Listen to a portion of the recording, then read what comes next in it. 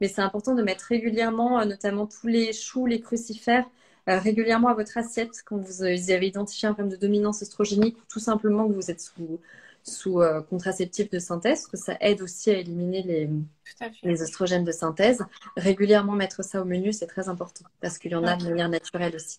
C'est ça, au moins 4, 5 fois par semaine. Moi, je Oui, il ne faut recommande pas hésiter, au tout à moins. fait. De toute façon, c'est bon pour tout. Exactement. Tout est bon dans le chou. Bah voilà, j'adore le brocoli, on y est. Je plaisante. Bonjour Hello Caroline. Céline, ravie de te rejoindre. Bah, écoute, moi aussi, je suis ravie effectivement qu'on puisse faire ce nouveau live ensemble. Et merci pour ce sujet parce que tu vois, on a eu plein de commentaires. Je pense que c'est un sujet dont on parle trop peu. Tu as fait beaucoup de posts sur le microbiote vaginal récemment et c'est vrai que c'est très bien de le mettre en lumière parce qu'on parle beaucoup de la flore intestinale et beaucoup de choses et trop peu de ce sujet. Et nous, on a beaucoup de personnes que ça intéressait voilà, de t'entendre parler aussi autour de tes recherches sur le microbiote. Et je pense que c'est un sujet clé pour l'équilibre intime. Oui, tout à fait. Et puis c'est vrai que, alors, moi je le vois aussi beaucoup dans les rendez-vous, hein, le nombre de femmes, et ça doit remonter chez vous aussi, hein, mais qui souffrent effectivement de mycose, de vaginose, de sécheresse vaginale de manière générale. Un sujet tabou, puisque forcément touchant à l'intime, on n'ose pas forcément en parler Ouais. facilement aux médecins, aux gynécologues, parce que des fois, bah, ça nécessite entre guillemets un examen, et c'est vrai qu'on rechigne toujours un petit peu à se faire examiner à ce niveau-là. Donc effectivement, l'idée pour moi, c'est voilà, de mettre un peu en lumière tous ces sujets. Et Mhm. dans ce cadre-là, comme je sais que voilà, vous avez développé un produit d'ailleurs que j'ai ici pour le coup, puisque moi je l'ai à la maison. Et l'idée, c'était voilà, d'expliquer un petit peu bah, tout ce qui comment dire, entre en ligne de compte sur ce sujet de l'hydratation intime. Euh, Moi, je voulais aussi préciser que ça ne se limite pas à la ménopause, puisqu'il y a plein de périodes de la vie d'une Complètement. femme et on va en Ouais. parler. Voilà, alors déjà, est-ce que tu peux présenter un petit peu Mhm. Millet pour les personnes, par exemple, qui ne connaissent Oui, pas tu as la raison. marque? J'oublie toujours de le faire et je te remercie beaucoup pour l'invitation. Donc Millet, c'est effectivement, ça correspond tout à fait à ce que tu dis. C'est une gamme qui s'est développée sur le constat qu'il y avait des tabous féminins qui étaient trop peu explorés, souvent trop peu identifiés par les femmes elles-mêmes. Et la sécheresse vaginale ou l'inconfort intime, on est pile poil dedans. Et en fait, de se rendre compte, voilà, donc moi j'ai des personnes qui m'ont approchée, parce que ça fait 15 ans que je suis dans le bien-être et la beauté, donc je passais voilà, par Caudalie, beaucoup de marques naturelles et bio. Et en fait, quand des amis sont venus me voir, notamment pour des problèmes de sécheresse intime, je me suis rendu compte qu'il n'y avait rien que je me serais appliqué moi-même sur le marché, en screenant les Distinky. Alors comme tu le sais, j'ai ma petite névrose des perturbateurs endocriniens notamment qui est un sujet extrêmement complexe niveau formulation. Et je me suis retrouvée face à deux types de formules, en fait. Soit des formules extrêmement basiques, soit des formules vraiment pas du tout clean, en fait. Et donc potentiellement perturbatrices. Et ça, on en reparlera parce qu'il y a de plus en plus d'études qui sortent avec des impacts notamment sur la fertilité et d'autres choses. Et donc Millet, c'est vraiment parti de ce constat en se disant c'est dingue, il y a beaucoup de problèmes qui sont liés aux hormones ou des problèmes de tabous liés à l'intimité qui ne sont pas bien traités aujourd'hui. Et donc, on s'est dit qu'on allait prendre voilà, le sujet en main et travailler avec des experts engagés pour les femmes. C'est notamment pour ça qu'on te rencontre en partie, mais aussi beaucoup voilà, de gynécologues, d'endocrinos. On a essayé d'avoir un spectre d'experts large et de communiquer avec les femmes qui avaient ce type de problème et les experts pour voir où le bas blessait et comment il fallait développer les produits les plus complets possibles. Pour la petite intro. C'est vrai que c'est important parce que comme tu le soulignes très bien, il y a plein de produits et moi je vais faire une série de lives aussi. Là, on parle de l'hydratation intime, mais il y en a plein d'autres, hein. Il y a les préservatifs, les protections menstruelles, tout ça, c'est des lives que je vais aussi porter dans les prochaines semaines, qu'on s'applique sur des zones bah, qui sont quand même assez enfin, vascularisées, en C'est tout cas. hyper Voilà. sensible. Les muqueuses, surtout, c'est extrêmement sensible. Ça absorbe beaucoup plus que d'autres endroits. Tout à fait. Tu as raison. Et c'est vrai que moi, je considère aussi qu'il y a beaucoup de femmes, pour le coup, qui se sentent pas concernées par ça. Alors qu'en fait, parce que souvent c'est cantonné à la ménopause, c'est vrai que c'est un sujet, on dit Ah ménopause, ouais. en général on pense bouffée de chaleur et sécheresse intime, Mm. alors qu'au final, il y a plein de moments de la vie d'une femme où on peut avoir ce genre de problématique. Est-ce que toi tu peux nous en citer quelques-uns? Ouais, bien sûr. Bah, c'est très intéressant parce que justement, quand on s'est rapproché des femmes et des experts, Nous, au début, on s'était plutôt lancé en disant, bon, bah, tout ce qu'il y a autour de la préménopause, etc., c'est trop mal abordé. Et en fait, en abordant les symptômes les plus courants, donc dont la sécheresse intime, on s'est rendu compte que ça touchait énormément de femmes, et pas que la sécheresse intime, il y a beaucoup d'autres choses liées à l'intimité, avant en fait 40-50 ans, donc bien avant la ménopause. C'est une femme sur 6 avant 50 ans et une femme sur 2 à partir de 50 ans. Et encore, ce sont des chiffres officiels qui sont apparemment sous-estimés, d'après ce que nous disent les sages-femmes et les gynécologues. Donc les principaux moments, très souvent, le premier déséquilibre, alors ça peut venir après un choc psychologique, ça c'est quelque chose de récurrent qu'on a entendu, mais aussi après un premier bébé, notamment après une épisiotomie, c'est extrêmement fréquent de souffrir de sécheresse vaginale parce que juste le milieu est un petit peu déséquilibré. Et également après, suite à des problèmes alimentaires, des femmes notamment qui ont des problèmes, tu vois, d'anorexie ou de choses comme ça, il y a très souvent, c'est très souvent lié avec une acidose vaginale et d'autres choses notamment. Donc, c'est les phases les plus fréquentes après un bébé, on va dire, après un choc psychologique ou après un traitement. Quand tu as des traitements antibiotiques aussi sur le long La cours. kiné aussi, ouais. On a beaucoup parlé du lien entre antibiotiques et flore intestinale. Bah, il y a un lien aussi très très clair entre antibiotiques et flore vaginale, puisque de la même manière, ça va forcément balayer un petit peu les bonnes bactéries et empêcher la diversité aussi de la flore vaginale. Donc, il y a aussi des problèmes sur des traitements hormonaux ou antibiotiques au long cours qui peuvent venir perturber la zone. Donc Ouais. voilà. Et puis après 50 ans, c'est vrai que malheureusement, c'est vite une femme sur deux parce que ça, c'est la baisse oestrogénique qui entraîne des modifications. Et selon, encore une fois, l'hygiène de vie, ce qui est magique avec le corps, c'est qu'on se rend compte que quand on le prend à temps, bah, finalement, il y a beaucoup de choses où le corps peut revenir à son état d'équilibre et redémarrer. C'est vraiment, voilà, le corps va se focaliser sur là où on s'y intéresse, en fait. Donc, ce qui est très important pour la zone intime, c'est de pas trop laisser traîner la situation parce que ça peut aboutir à des phénomènes vraiment d'atrophie vaginale. Et tout ça est un espèce de cercle vertueux ou vicieux. Parce que finalement, si on laisse traîner une sécheresse vaginale au début, ça peut être une sensation très diffuse, tu vois, ça peut être des douleurs pelviennes, ça peut être, nous, on avait beaucoup de filles qui nous disaient, bah, avant les règles, on n'a pas parlé de ce moment de vie, avant les règles, ils disaient, c'est bizarre, à ce moment-là, je porte moins de jeans serrés, je me sens un petit peu moins bien, tu vois, dans mon intimité, ou tiens, j'ai des petites douleurs sexuelles à ce moment-là, justement, pendant les rapports. Et en fait, en disant, mais c'est fou, j'ai testé, mais je me rendais pas compte que c'était ça, parce que c'est difficile, une sécheresse sur la peau du visage on l'identifie tout de suite. Une sécheresse intime, au début, c'est diffus.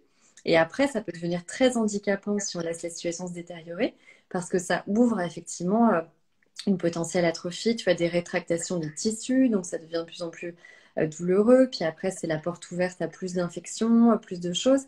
Mais effectivement, j'ai tendance à dire que quand on sent qu'on a un petit inconfort, même diffus, ou alors, comme tu disais, des vaginoses ou des mycoses qui reviennent à des moments précis du cycle, c'est un signe d'alerte, de Tout à déséquilibre. fait.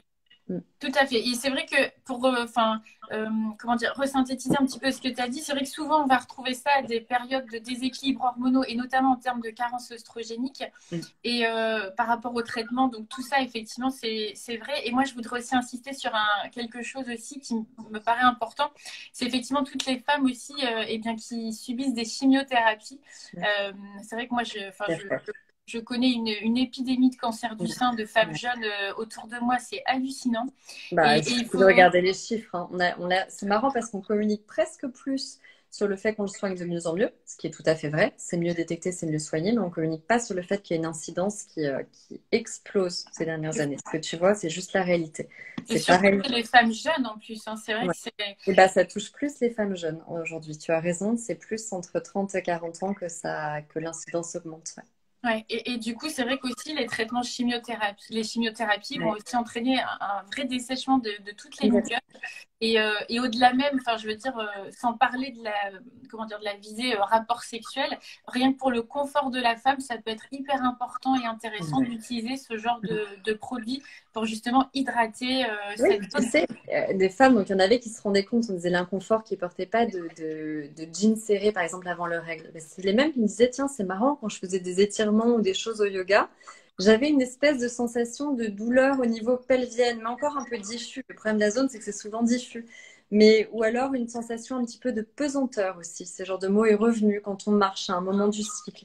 Et ben tout ça, c'est qu'il y a quelque chose à vérifier. C'est très central, comme tu dis. Il faut jamais laisser ça, enfin, s'intérieur parce que c'est vraiment au centre de notre corps et de notre bien-être.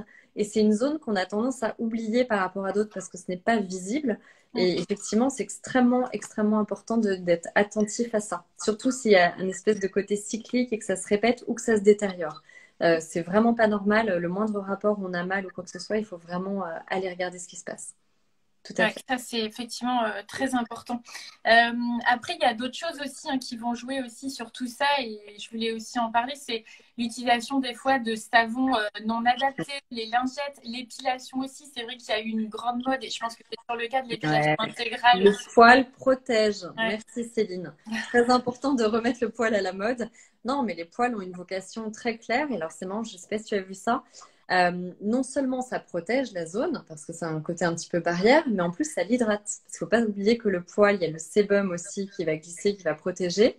Et effectivement, ça rafraîchit également. C'est-à-dire que quand on a un coup de chaleur et que justement on transpire plus, et, ben, en fait, tu sais, toute cette fameuse mode des bains, ce qu'on appelle des bains frais, etc., c'est pour retranscrire l'effet fraîcheur pour des femmes qui ont justement des épilations trop fortes et donc il n'y a pas cet effet de rafraîchissement avec la sueur qui peut stagner. Donc les poils ont un rôle essentiel, ils ne sont pas là par hasard. C'est pas toujours sexy de le dire, mais il y a une vraie vocation physiologique des poils à être là. Il ne faut pas trop abuser sur la partie épilation parce que c'est utile, surtout quand on a des problèmes dans la zone. Ouais, merci de le dire parce que je n'aurais pas pensé. Et effectivement, alors pour revenir un petit peu aux produits, tu disais, hein, au marché, c'est très difficile à lire pour les femmes. On s'est rendu compte que nous, en discutant avec elles, elles disaient, mais d'une part, j'ai soit des lubrifiants, des choses, mais bon, moi, c'est pas ce que je recherche. C'est très glissant et on a eu beaucoup de femmes qui nous disaient, mais les textures coulent énormément, donc c'est pas agréable à porter. Voilà, c'est pas discret. Enfin, c'était pas agréable pour elles, si tu veux. C'était un peu comme des règles et ça durait pas dans la durée. Ou alors, il y avait des choses très médicales, tu vois, des ovules à base d'hormones. Et elles disaient, c'est très efficace sur le coup. Mais quand on arrête, en fait, on revient au point de départ et en plus, on n'a pas forcément envie de mettre des hormones de synthèse. Et puis, ou alors, j'ai pas le droit parce que je sors d'un cancer hormonodépendant et je suis sous traitement. Donc déjà, l'offre est effectivement pas du tout lisible et en plus, il y avait un gros problème niveau texture, puisque la plupart des textures, et nous qu'on a testé, étaient effectivement très très coulantes, donc vraiment que pour la glisse. Et puis niveau composition, ça veut dire que c'était pas pensé comme un soin. On a eu beaucoup de gens qui nous ont dit, bah oui, mais effectivement, c'est pas un marché valorisé. Vous pouvez pas savoir le nombre de fois on l'a entendu, parce que nous, forcément, on parle avec voilà, des investisseurs, des gens qui vont s'intéresser. Donc nous, on part idéaliste en disant à faire le meilleur produit qui soit, puis ben, on se rend compte que ça a un coût parce que quand tu fais effectivement au naturel, que tu screens bien tous les perturbateurs endocriniens, les allergènes, que tu fais des tests d'hypoallergénie, mais au-delà de ça, on voulait aller plus loin, tu vois, on voulait aller renforcer donc la flore, parce qu'on va en reparler, mais avec des prés, des probiotiques. On voulait aussi que c'est un effet vraiment hydratant longue durée. On voulait que ce soit proche des sécrétions naturelles, parce que c'était vraiment une demande des femmes. Donc, comment on va travailler un mix de gomme et de texture pour être très proche de nos sécrétions naturelles.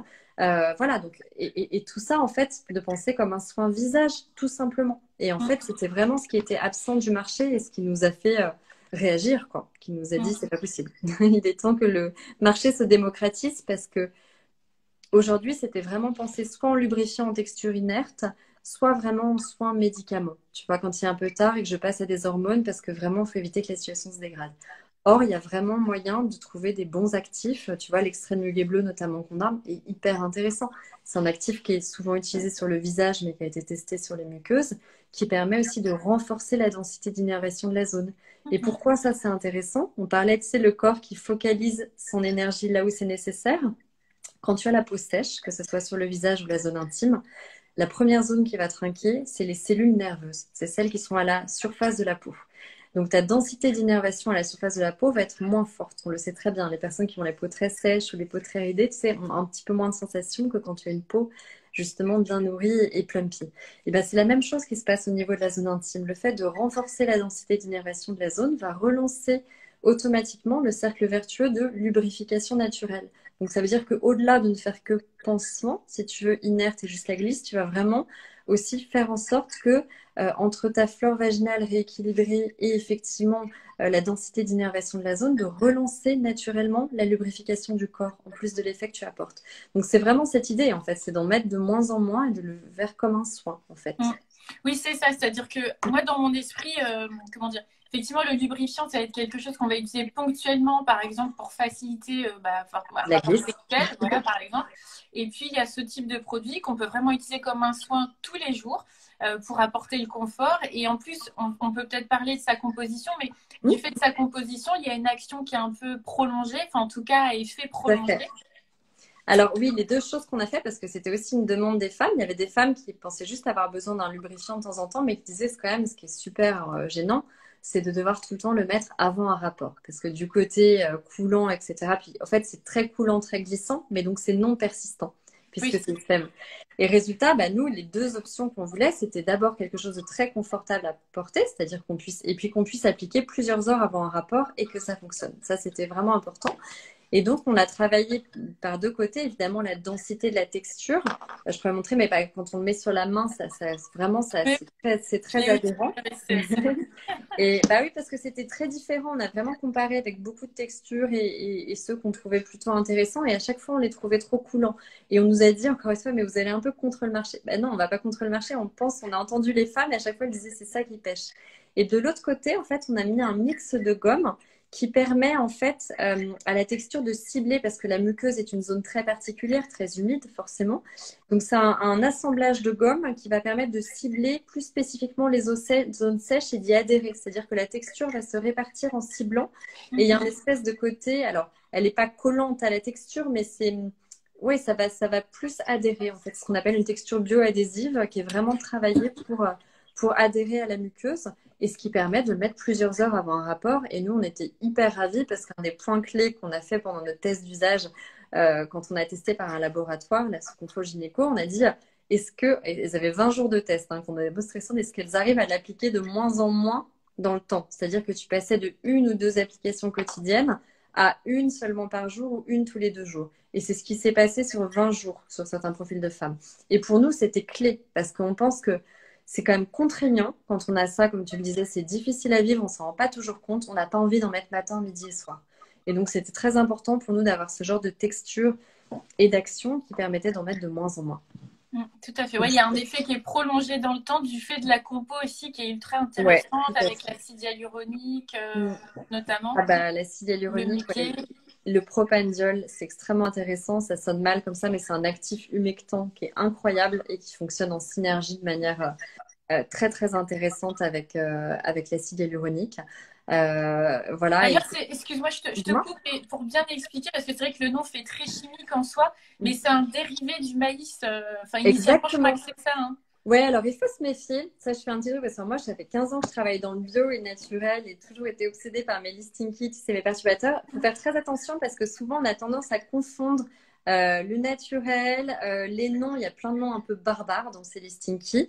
Effectivement, aujourd'hui, il y a notamment la biotech. Moi, j'ai la biotech verte, auquel je crois beaucoup, ce qu'on appelle la chimie verte, en fait, qui pour moi est vraiment l'avenir du bio parce qu'aussi à un moment, on va pas pouvoir utiliser tous les plantes bio. Enfin, ce serait complètement absurde, tu vois, pour faire ça. Et donc, c'est des techniques de fermentation qui sont notamment très intéressantes dans le complexe de pré et probiotiques aussi. C'est des fermentations de fibres ou de maïs ou de céréales ou de levures qui ont des effets extrêmement intéressants et c'est entièrement naturel puisque c'est ce qui se passe en fait dans la nature. Ce sont les bonnes bactéries exactement qu'on retrouve dans la nature comme les lactobacilles et toutes ces bonnes bactéries dont on parle souvent. C'est de la fermentation naturelle en fait de sucre ou de levure. Et donc, c'est des noms qui font un peu peur sur le papier mais qui sont extrêmement naturels. Et attention à l'effet inverse, on survalorise parfois le côté sain du naturel. Il faut savoir aussi que dans le naturel, quand on a tendance à remplacer tous les parfums ou autre chose par des huiles essentielles, les huiles essentielles, parfois on met ah bah tiens j'ai des huiles essentielles mais j'ai pas de parfum. Bah, oui, mais sauf que les huiles essentielles, c'est du parfum en tant que tel, c'est ultra concentré. Il y a plein de qualités sur les huiles essentielles, mais c'est bourré d'allergènes, de linalol, de limonène. On retrouve les mêmes molécules que dans des parfums chimiques. Donc attention à ne pas faire, et ça peut être très irritant. Donc quand tu parlais d'hygiène intime, il n'y aurait rien de pire. J'ai vu parfois sur des forums des femmes qui disaient bah tiens, je mets un peu d'huile essentielle de titri avec ça. Et les huiles essentielles, c'est magique pour plein de choses, mais c'est extrêmement puissant. Et attention, surtout sur les zones sensibles, c'est vrai, ça peut être extrêmement décapant. Donc oui, il y a des dents qui font peur. Moi, je peux vous détailler toute la listing qui, comme je disais, on a revu. En plus, on a vraiment un expert toxico qui a bossé à l'OCDE sur des parties justement comment dire, perturbateurs endocriniens. Donc, on a fait très, très attention de bien évacuer tous les potentiels perturbateurs endocriniens parce que si on sait qu'il n'y a pas d'effet de seuil, c'est-à-dire qu'on ne sait pas, il y a un effet en U, tu sais, parfois moins on est exposé. Voilà, donc c'est le gros problème. Donc ça a beaucoup servi pour les industriels pour dire, ah bah oui, bah comme on ne sait pas, faisons ce qu'on veut, entre guillemets.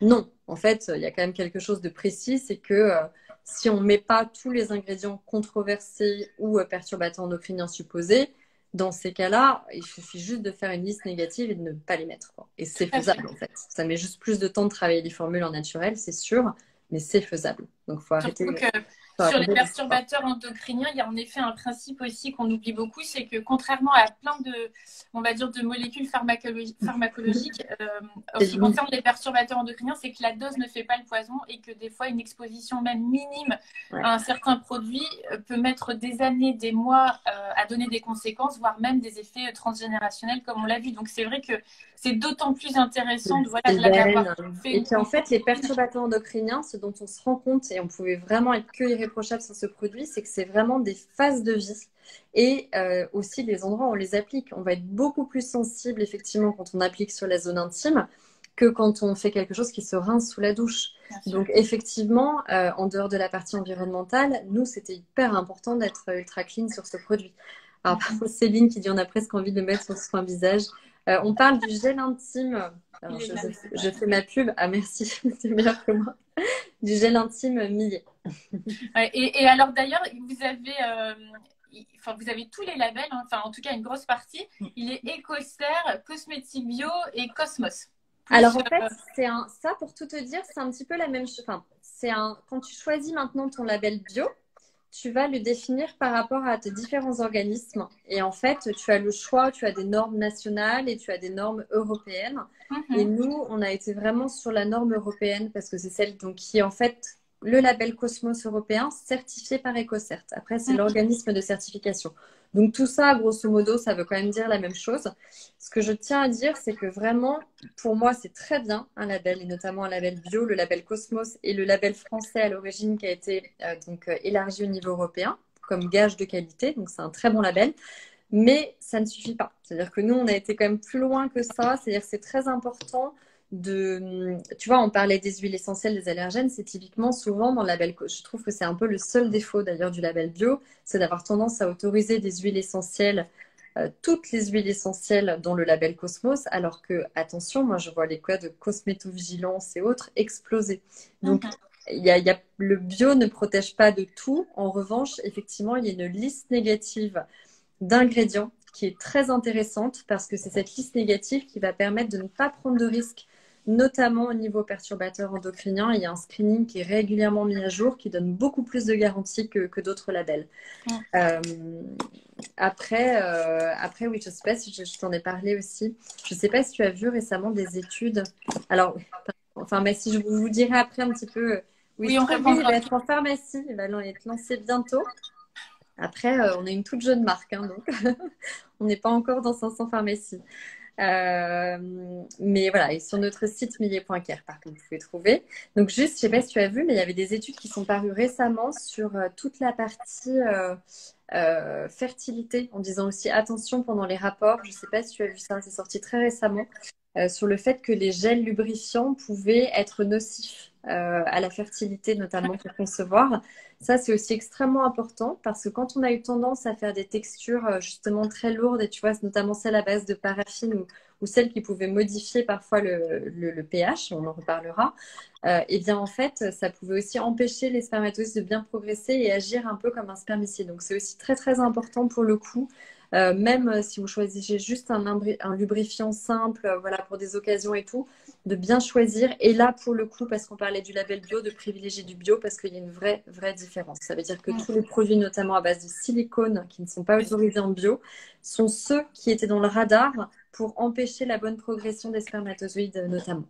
Ouais, et ça, j'en parlerai quand on fera le live sur les préservatifs, mais il y a Ouais. aussi des lubrifiants qui vont entraîner une porosité Oui, au niveau bah, du préservatif et qui, toujours du la coup, à même chose. l'inverse, protègent plus contre une éventuelle Ouais. grossesse ou pour une maladie sexuellement Tu as transmissible complètement aussi. raison. Ouais, ça c'est peu connu. Alors c'est très, en fait c'est simple. Il y a un petit peu trois catégories dans les lubrifiants, les gels intimes. Tu as les gels à base d'eau. Donc ça Oui, c'est comme le nôtre, c'est-à-dire qu'on va être que dans des structures. Il n'y a pas que de l'eau évidemment. C'est pas ça que ça veut dire, mais c'est qu'une structure à base d'eau aqueuse. aqueuse. Et donc celle-là ne va pas du tout par définition aller agresser. On n'est pas sur des structures lipophiles qui vont venir éventuellement dégrader voilà, des préservatifs ou ce genre de choses. Alors que les structures à base d'huile ou de silicone, qui sont en fait les deux autres types de soins hydratants, ceux-là peuvent justement venir attaquer le caoutchouc, le latex. On n'est pas sûr qu'il n'y ait pas d'interaction, en tout cas notamment avec les préservatifs. Ouais. Oui, tout à fait. Et c'est Donc, vrai qu'il y a beaucoup des fois, enfin voilà, en consultation, on parle évidemment des fois de ces sujets-là. Et c'est vrai que je vois beaucoup de femmes qui n'utilisent pas forcément les bons ouais. produits. Et bon, il faut faire attention. En effet, en fait, là encore, hein, c'est pas à charge que je dis ça. Mm. Mais c'est pas parce que des fois c'est vendu en pharmacie que justement c'est dénué de tout danger. Parce que souvent Complètement. il y a ça aussi, on se dit ah ben tiens, je vais pas acheter ça en grande surface, je vais aller en pharmacie, au moins je suis sûre. Mais le problème c'est que bah, toutes les compos sont pas non plus Ouais. checkées en pharmacie, que ce soit d'ailleurs pour ça, les compléments alimentaires, les cosmétiques aussi. Hein, Complètement. vraiment. Non, non, complètement. La pharmacie n'est pas forcément. Tu vois, nous, on travaille avec des pharmacies et puis justement des e-retailers bio. On a eu beaucoup plus de screening de la listing key avec des e-retailers bio, tu vois, du type Do Good, Mademoiselle Bio, qui sont l'habitude d'aller screener les C'est formules ça, que du côté pharmacie. La pharmacie a beaucoup plus regardé les tests d'efficacité et les tests d'usage parce que c'est une habitude, c'est aussi une caution, bien sûr. mais c'est moins intéressé aux détails de la liste des ingrédients. Mm. On a eu cette impression-là. Les irritations, alors on parle des irritations. Alors je ne sais pas si toi tu as vu ça aussi dans tes recherches, Céline, mais effectivement, tout ça est très lié. Ça veut dire que le moindre petit déséquilibre de la zone intime, donc on parlait tout à l'heure, ça peut être de la sécheresse pure et dure, ça peut être un déséquilibre du pH de la zone intime, un déséquilibre de la flore qui souvent va de pair avec justement le déséquilibre du pH de la zone intime. Et ben automatiquement, ça va forcément rendre la zone plus sensible aux irritations, aux Mm. vaginoses, enfin à tout ce qui peut dériver et déséquilibrer la zone. Donc les irritations, c'est souvent un signe précurseur de sécheresse ou de problème au niveau du pH. On peut faire des Mm. prélèvements aussi au niveau du pH. Oui, Quelque chose qui se demande à votre gynécologue, il ne faut pas hésiter à le faire, gynécologue ou endocrino. Parfois, ça vaut le coup de faire un test de pH et de la flore, de la constitution de la flore pour voir où on en est.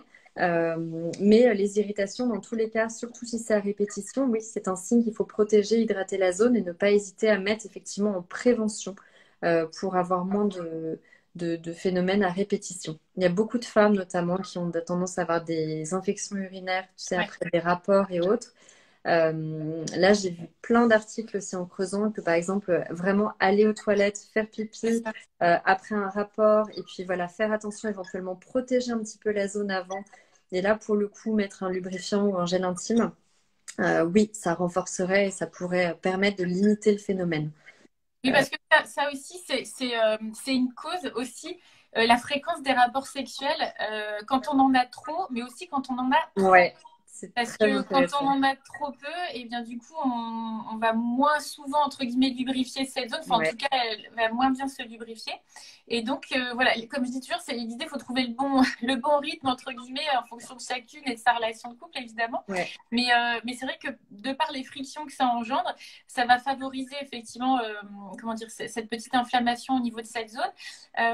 Ça facilite aussi des fois la transmission, bah, effectivement, de certains germes hein, qui vont mm, utiliser le pli du périnée, donc qui est la zone hein, située entre l'anus ouais. et la vulve, pour remonter sur cette zone de peau. Et d'ailleurs, je crois que je sais plus si je l'ai mis dans mon post, mais il y avait une expérience qui avait été faite justement euh, comment dire, pour voir la vitesse de propagation d'un germe ou d'une bactérie qu'on dépose au niveau de la vulve et qu'on va Ouais. retrouver dans le vagin.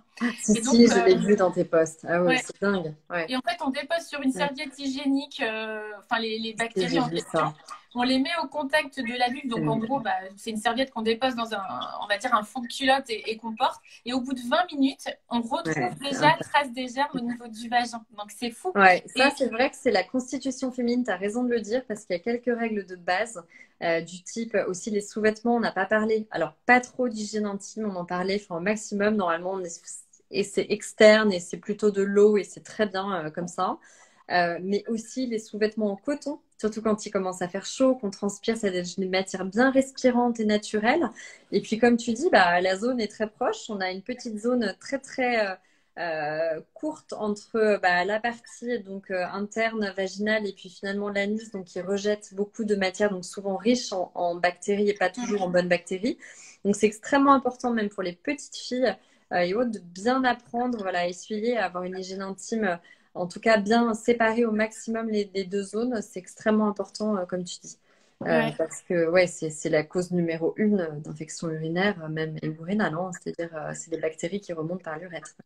Tout à fait. Et pareil, chez la femme, l'urètre est très très court. Il fait à peu près 2 centimètres, alors que chez l'homme, il est beaucoup plus long.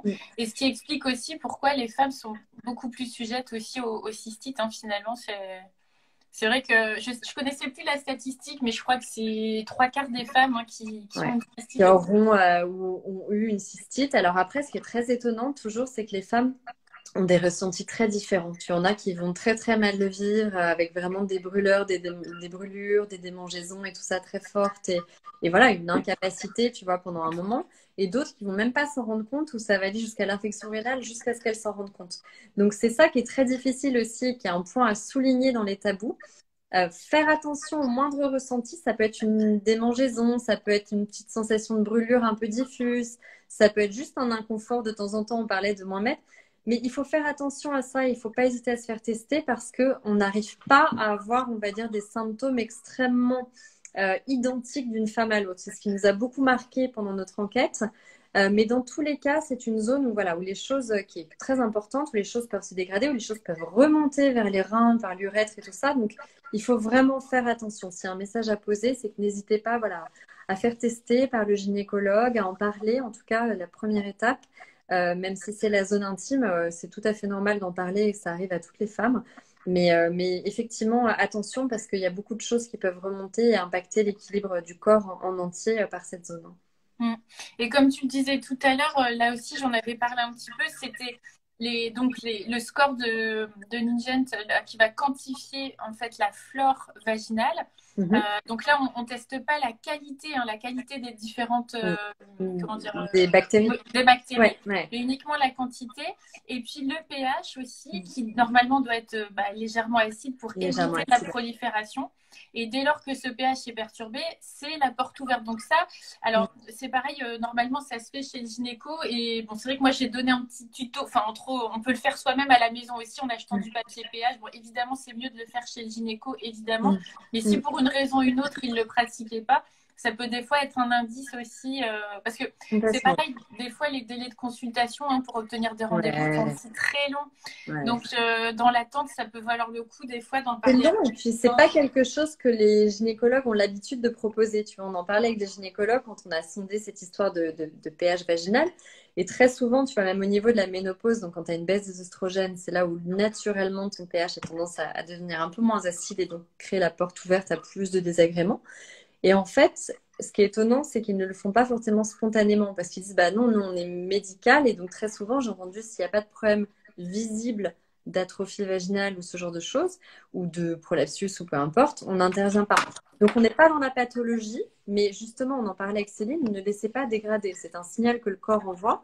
Donc dès qu'il y a le moindre inconfort, vérifiez si l'hydratation, on n'a pas parlé des douleurs vulvaires, c'est aussi quelque chose qui revient beaucoup, qui est ressenti très différemment chez les femmes. Je pense qu'il y a beaucoup de choses. Il y a l'alimentation aussi qui s'est acidifiée. Ça, on ne parlait pas beaucoup, mais il y a eu ça. Il y a le fait qu'on porte des vêtements souvent de plus en plus serrés, notamment les jeunes filles. Et bien, tout ça, ça peut créer effectivement des cas aussi de douleurs vulvaires.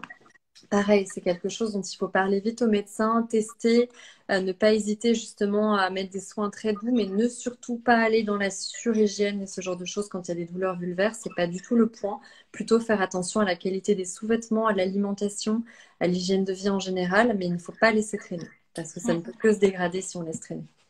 Tout à fait. Et ça, c'est vrai que j'ai prévu aussi un post. Alors, sur les cystites, il sort demain et sur Mais la toilette interne. c'est super ce que tu fais parce que tu veux pas savoir le nombre de questions aussi qu'on a. Et effectivement, on sent que les femmes sont aussi un peu perdues sur le sujet. Et je pense que c'est très important de remettre les choses au clair, ouais. De bien comprendre, comme tu dis, les types de produits, à quoi ça sert, les différences à base d'eau, à base d'huile, à base de silicone, quels sont les points auxquels faire attention. Et puis surtout, bah voilà, à chaque fois que je me fais traiter aussi, on en parlait pour une cystite, pour une vaginose, donc que j'ai été sous ovule ou que j'ai pris des antibiotiques, parce que ça peut aller jusque-là, et bien penser que ça va aussi impacter la flore vaginale et donc bien penser derrière à faire aussi sa cure de probiotiques en alimentaire et essayer de mettre les soins adaptés pour préserver et renforcer la zone. D'ailleurs, il y a des prébiotiques et des probiotiques dans le Oui, gel. oui, oui. Bah oui, exprès pour ça. Alors, les prébiotiques, juste pour remettre, on en parle moins, mais pour moi, c'est tout aussi important que les probiotiques. Et même en alimentaire, j'ai tendance à jamais utiliser l'un sans l'autre. C'est les complexes de fibres qui vont être des précurseurs à justement à transformer des bactéries en bonnes bactéries. Mm. Donc, il faut vraiment, pour que ça fonctionne, c'est vraiment intéressant d'avoir des pré- et probiotiques, c'est-à-dire les fibres dont se nourrissent les bonnes bactéries et les bonnes bactéries pour renforcer la flore en tant que telle. Mm. C'est ça. Et- En fait, moi, souvent, je simplifie en disant que les prébiotiques, c'est en gros la nourriture des Exactement. Bah oui. probiotiques. C'est Et ça. effectivement, c'est tout ce qu'on va retrouver en inuline, Mm. gomme d'acacia, les fosses, en fait, un petit peu en Exactement. Ouais, course nous, c'est des alimentaire. fructos Mais à base de fructo-oligosaccharides, justement, ouais, fermentés. Exactement. ouais, Et ça, oui, bah, c'est tu vois, important. on a plein de commentaires sur effectivement les sujets trop tabous. Et ben, c'est exactement ça. C'est que ça ne devrait pas être tabou. Et parfois, ce qui était très amusant dans l'enquête qu'on a fait, c'est que c'est presque plus tabou pour les femmes elles-mêmes. C'est-à-dire, c'est pas forcément un tabou qu'on a créé. C'est comme cette zone est si cachée, en fait, les femmes mettaient beaucoup de temps à se rendre compte de certaines choses. On s'est rendu compte assez bien au niveau des cycles que de la zone intime. C'est important de bien se connaître. De C'est vrai bien que se des connaître. fois, il y a des femmes aussi. Après, je pense qu'il y a aussi une question de génération, Ouais, peut-être. ouais. Enfin, nous, voilà, on est dans la quarantaine aujourd'hui. Donc, je pense qu'on connaît aussi voilà, tout cet élan Ouais. de libération de la parole sur tous ces sujets. Mais tu vois, pour nos grands-mères ou même encore nos mamans, je pense Bah que ouais. ce n'est pas des sujets dont on parle forcément encore spontanément pour le coup. Non, pas du tout. Et c'est un peu, ça relie à tout ce qui était autour de la grossesse et tout ça, où la parole se libère. Je pense qu'il y a un vrai mouvement où je pense que c'est encore plus. Tant qu'on visualise les choses et qu'on comprend ce qui se passe, le postpartum, la grossesse, l'intimité, on est vraiment dans ce mouvement-là. C'est-à-dire que plus on comprend, plus on aise, plus on sait réagir, bah, mieux ça va se passer. Et il y a peut-être certaines choses qui vont se remettre en place toutes seules. Mais au début, il y avait même des grands tabous. Et ce qui est intéressant aussi, c'est que il y a beaucoup de choses, on en parlait rapidement au début, de douleurs vulvaires notamment, de dyspareunie, de choses comme ça, qui sont vraiment liées aux neurotransmetteurs. Mm. Donc dans les recherches, on s'est rendu compte, tu vois, le vaginisme, qui est quand même quelque chose de très handicapant, effectivement, c'est donc des contractions incontrôlées du vagin qui peuvent parfois aller jusqu'à empêcher toute pénétration. Eh bien, en fait, c'est des choses qui perturbent beaucoup les médecins parce que ce ne sont pas des choses d'origine mécanique où il y a une cause-effet très identifiée. Des douleurs vulvaires aussi beaucoup. Il peut y avoir des sensations de brûlure et des choses comme ça qui sont en fait pas identifiées ou testées forcément de manière claire, qui seraient vraiment liées aux neurotransmetteurs et à toute une partie neurologique en fait, ce qu'on appelle, c'est pas des choses mécaniques. Et donc, c'est effectivement des sujets, des pans de santé féminine qui restent vraiment à creuser et à étudier. Et je suis persuadée que si la femme est bien dans son corps, mieux dans son corps et connaît mieux son corps, ça devrait aller vers un mieux. Puisque quand il y a Mm. des choses qui sont très liées à la neurologie, c'est souvent lié à des tabous et des choses qu'on n'a pas bien éclaircies dans sa tête ou pas bien identifiées. Mm. Tout à fait. Donc, Non, non, mais trop fort. c'est clair. Mm. Après, je voulais parler aussi peut-être un petit peu comment dire, voilà, de l'alimentation, tu sais, un Mm. petit peu micro-phyto. Ouais. Moi, enfin voilà, on en parlait tout à l'heure dans le sens de l'hygiène de vie, mais ce qui est important aussi, et il faut absolument que les femmes comprennent bien, et j'en parle, je pense, à chaque fois, c'est le gras, le bon gras, Oui, de ne pas merci. le diaboliser. Mm. Parce qu'on pense souvent que le gras fait grossir. En fait, c'est le sucre qui fait grossir. C'est pas forcément le gras, surtout si on les choisit bien. Et quand on a comme ça, effectivement, une sécheresse, alors hors, on va dire, état dont on parlait tout à l'heure, il y a des carences œstrogéniques ou autres, et qu'on retrouve aussi une sécheresse de la peau, des fois, il y a des carences en oméga 3, oméga 6. Ouais. Et puis, tu sais, même au-delà de ça, au contraire, le corps, tu sais, quand on dit la ménopause, on a tendance à faire un peu de gras et justement, la morphologie a tendance à changer. Mais c'est pas un hasard, hein. C'est le corps fait ça parce que le tissu adipeux, donc le cholestérol qui a tant été diabolisé, c'est le tissu qui va permettre de créer des hormones. Et le seul moyen de garder un bon niveau d'œstrogène, je sais que je choque beaucoup quand je dis ça, mais c'est une réalité, c'est important de le comprendre, c'est qu'en fait, bah, plus les femmes ont un peu de tissu adipeux, plus ça va aussi créer des œstrogènes. Et donc, ça va aussi permettre de compenser en partie. Alors, il n'y a pas que des bons, attention, parce que les œstrogènes adipeux, ça peut être des œstrogènes nocifs. Mais c'est pour expliquer un mécanisme. Et effectivement, tu as raison, dans les années 80, on a diabolisé à fond le gras et pas du tout les sucres qui étaient en train d'exploser dans toute l'alimentation, notamment tous les sucres cachés. Il y en a énormément dans des céréales, enfin des produits qu'on n'identifie pas comme étant des produits sucrés. Et aujourd'hui, bah, la plupart des nutritionnistes et des diététiciens font vraiment marche arrière, même sur le point de vue du cholestérol, en disant qu'on s'est rendu compte que même pour le diabète et beaucoup de choses en santé et en maladies neurodégénératives, bah, qu'en fait, c'était très sain d'avoir un taux de cholestérol global, hein, je ne parle même pas que de bon cholestérol, qui n'était pas trop faible, et c'est la base de création des hormones. Alors évidemment, il vaut mieux avoir du bon cholestérol que du mauvais. Ça, c'est évident et on ne va pas revenir là-dessus, mais le bon cholestérol se nourrit des bons gras.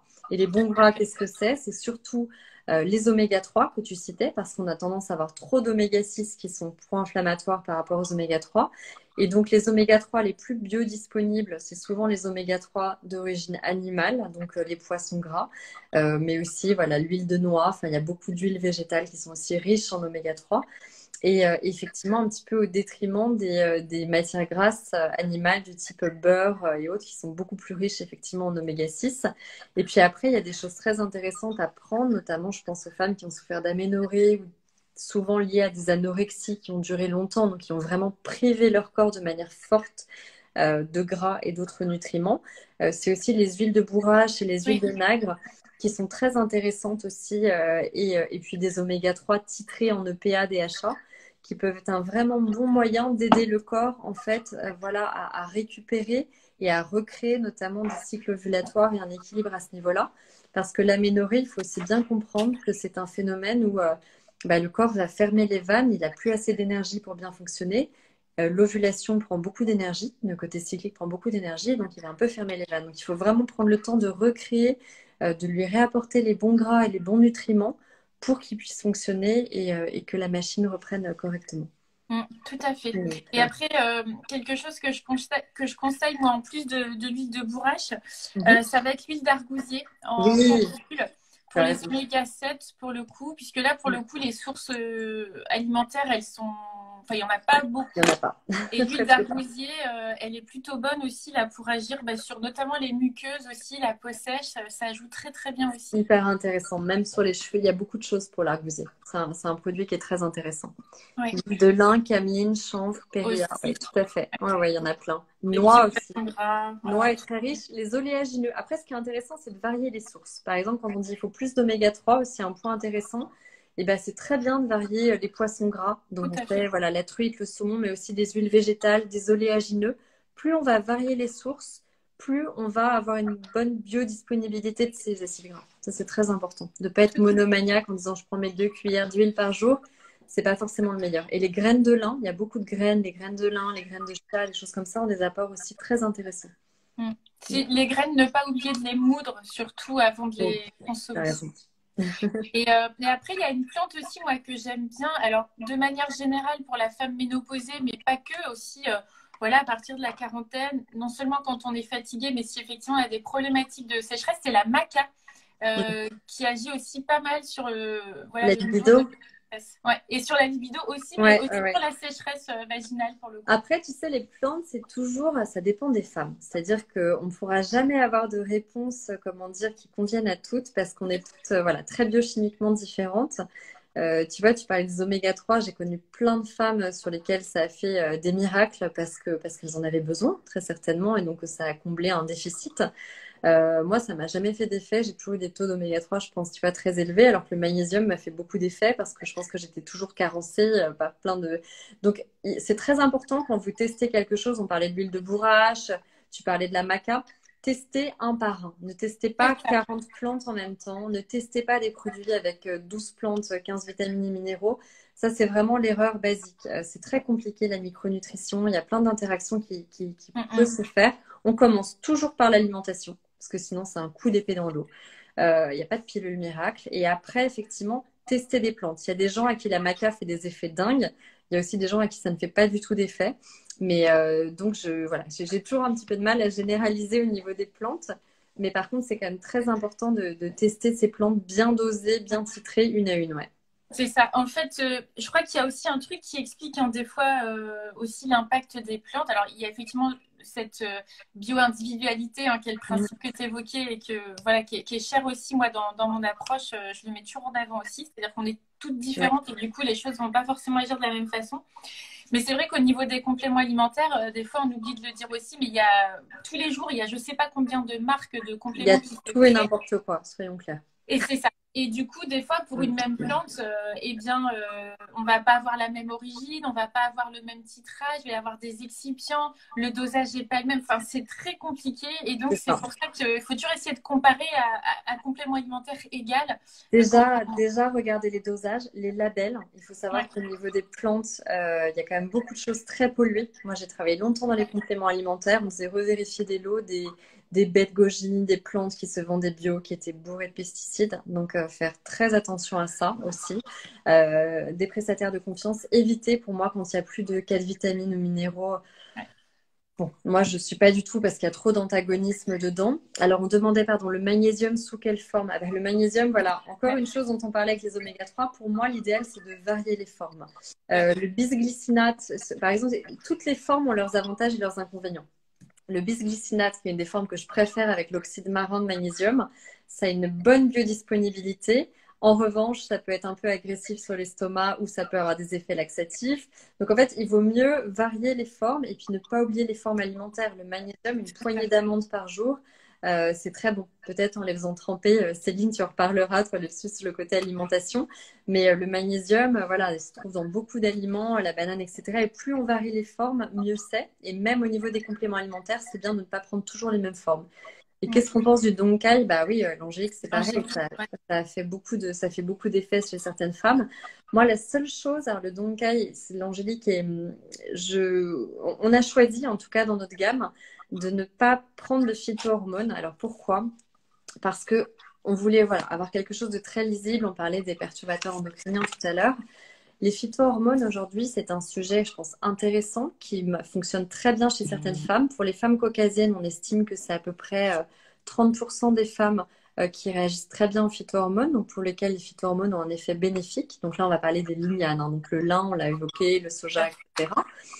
Et puis après, il y a quand même 70% des femmes chez nous qui ne seraient pas du tout sensibles aux phytohormones et où il y a quand même aujourd'hui par l'ANSES qui déconseille en cas d'antécédent même de degré 1 de cancer hormonodépendant. Parce que les phytohormones imitant les hormones, ça peut aussi bien freiner que accélérer parfois le côté hormonal. Donc nous, on a choisi de trouver des substitutifs, des choses qui n'avaient pas de phytohormones. Donc moi, j'ai tendance à éviter, en tout cas, encore une fois, pour essayer de conseiller les plantes qui conviennent le mieux à la plupart des femmes, d'éviter les plantes contenant des phytohormones. Et l'angélique en fait partie. Ouais, c'est vrai qu'on en avait parlé sur le soja, tu te souviens, lors du dernier live qu'on avait fait sur le compte de Millet. Et c'est vrai que moi, j'ai un peu enfin voilà, j'ai la même approche. Même si des fois, voilà, je vois des personnes qui ont écrit des livres, etc., qui vont dire non, non, mais il n'y a pas de risque, etc. Et moi, je dis toujours, mais je ne suis pas médecin, je ne suis pas chercheuse. Voilà, moi, je suis obligée de m'appuyer sur des études. Et aujourd'hui, tu trouves autant d'études qui sont pour, qui sont contre. Donc, pour moi, ce n'est pas tranché.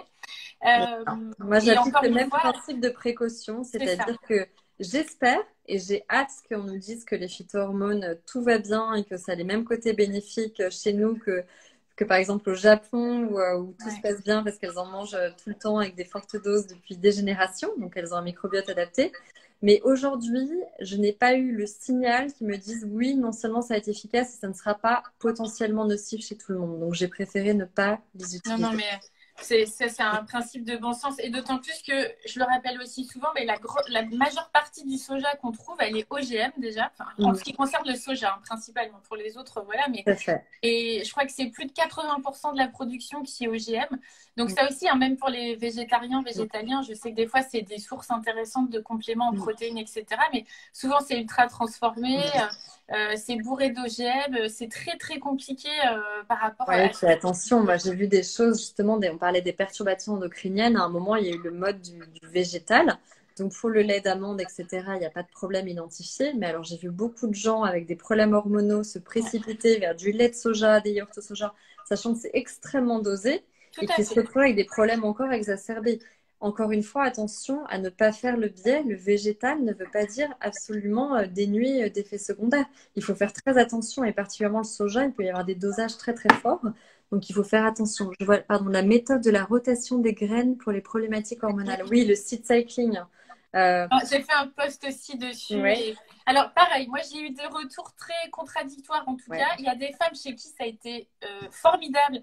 Des personnes, notamment, qui avaient plus de cycle depuis plusieurs mois, etc. En l'espace d'un mois ou deux, c'était de retour. Alors, est-ce que c'était ça ou pas? Et pour d'autres, où ça a été beaucoup plus long. Et donc, on ne sait pas trop si c'est ça ou autre chose, quoi. Mais, Et le dîme. Alors, j'oublie toujours le nom. C'est le dîme de brocoli, le Bon, en tout cas, je vois bien le dîme de brocoli. Le dîme de brocoli, alors moi, je regarde beaucoup les publications scientifiques, on tourne là-dessus. Je pense que c'est quand même très intéressant quand on a identifié un phénomène de dominance œstrogénique. Alors, encore une fois, ça ne marche pas sur toutes les femmes, hein, désolée d'être rabat-joie. Mais je pense que c'est une des molécules les plus intéressantes sur la vraie détoxification des oestrogènes, en tout cas, aujourd'hui. Ouais. Tout à fait. Moi, c'est pareil, je l'utilise beaucoup aussi et effectivement, ça marche plutôt bien sur les phénomènes de dominance œstrogénique. Ça fait partie des basiques que je recommande. Les seins, voilà, nous, on est en train de regarder ces produits-là justement pour une détox, mais vraiment ciblée sur les oestrogènes parce que, comme tu le dis si bien, détox, ça veut tout et rien dire. Donc, il y a effectivement recommencer par soulager le foie, soulager tout ça, mais effectivement, le DIM est une des molécules les plus intéressantes pour la partie oestrogène. Le DIM, alors oui, donc justement, parlons d'alimentation aussi. Très intéressant de manger régulièrement des brocolis et si possible les moins cuits possible. Donc vapeur, voilà. Merci le Dindol. À chaque fois, je le refais. Le Dindol. Voilà, déliméthane. Et en fait, attention parce que ça peut aussi être détruit à la cuisson. Mais c'est important de mettre régulièrement, notamment tous les choux, les crucifères, régulièrement à votre assiette quand vous avez identifié un problème de dominance œstrogénique ou tout simplement que vous êtes sous contraceptifs de synthèse, parce que ça aide aussi à éliminer les oestrogènes de synthèse. Régulièrement mettre ça au menu, c'est très important, parce qu'il y en a de manière naturelle aussi. C'est ça, au moins 4-5 fois par semaine. Moi, oui, il ne faut pas hésiter, tout à fait. De toute façon, c'est bon pour tout. Exactement. Tout est bon dans le chou. Voilà, j'adore le brocoli, on y est. Je plaisante. Non, mais c'est important parce que c'est vrai que il y a quand même l'équilibre hormonal en général, il y a quelque chose de très intéressant, c'est que quelques modifications en termes, c'est un bain dynamique en fait, c'est des messagers du corps et donc vraiment de changer un tout petit peu la routine en exercice physique et en alimentation, ça change déjà beaucoup de choses. Et après, à vous d'adapter en vous complémentant en plantes, de voir celles qui vous conviennent ou pas. Mais vraiment, c'est pas le bout du chemin. Je pense que tu as dû le voir, Céline, quand tu abordes ces problématiques. Vraiment, en l'espace de quelques semaines, on peut voir des différences très nettes. C'est ça. En fait, les hormones, c'est un sujet qui fait souvent très peur parce que ça paraît très complexe. Et c'est vrai que quand ça va mal, c'est un cercle vicieux. Oui. Mais la bonne nouvelle, c'est qu'une fois qu'on commence à attaquer sur un angle bien précis, eh bien, ça a des conséquences sur tout le reste. Et on part dans un cercle vertueux qu'on peut très, très vite inverser en quelques semaines. Tout à fait. Ça, c'est clair. On a des petits brocolis. On reçoit des petits brocolis. Alors moi, les brocolis, je ne sais pas si c'est bien, mais moi, j'ai une recette pour ma fille et je les adore au parmesan, les brocolis. Il faut que tu la mettes sur tes posts. Hein. Moi, je cherche des recettes au brocoli. J'arrête pas d'en faire manger à mes enfants. Mais... brocoli ou kale au parmesan, alors ça, c'est trop bon. Écoute, moi, je fais des pâtes brocoli parmesan avec des petites noix de cajou, tu sais, et du curry. Tu as raison aussi. Ça, ils adorent. Merci à vous tous. Je ne sais pas si tu as... Non, mais je pense qu'on va bientôt booker parce qu'effectivement, on va arriver à 1 heure et voilà, je voulais pas trop qu'on dépasse ce timing-là, mais en tout cas, voilà, je te remercie beaucoup parce que avec plaisir. J'adore toujours échanger avec toi, tu sais. Moi aussi. Donc, c'est un plaisir. Et du coup, voilà, je pense que c'est un sujet dont il fallait parler dans tous les cas. Après, je sais qu'on aura sans doute d'autres sujets bientôt aussi. Voilà, et J'en puis doute pas. n'hésitez pas surtout voilà, à rebondir et à dire de quel sujet vous voulez qu'on parle. Mais moi, tout ce qui est hormones, et Céline, tu as beaucoup de choses aussi sur les cycles féminins. Il y a beaucoup de choses à dire. Et c'est clair. En tout cas, merci encore pour ta Merci à disponibilité, toi, Céline. Caroline, et à Un très grand bientôt. Et merci. merci à toutes d'avoir Merci suivi pour le live. l'invitation. À À bientôt, bientôt. Céline. Au Bye revoir. bye.